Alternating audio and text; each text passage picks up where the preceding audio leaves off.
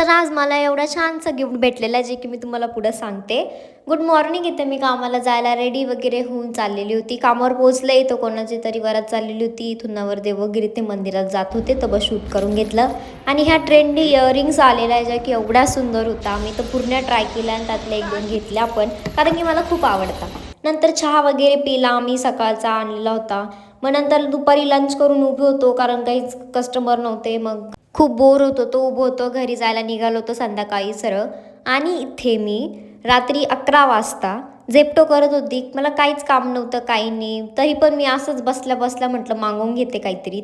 आणि एकदम हळूवार मी गेट उघडला. मी तुम्हाला सांगू नाही शकत, कारण थोडा जरी आवाज झाला असता तर अख्खं खानदान उठलं असतं आमचं घरातलं, की काय मागवलं एवढा रात्री, काय हे न ते. त्यामुळं नाही, तसं मम्मी म्हटली होती मागव जे मागवायचं आहे ते, फक्त हळू गेट उघड, जोरात नको उघडू. इथे झेप्टोवाले दादा खूप पुढं गेले होते. मग फोन करून परत बोलवलं ना. झेप्टोवाल्यांनी मला पिशवी दिलेली, नाही तर मला पिशवी देती नाही एवढं सर्व सामान मागवून पण.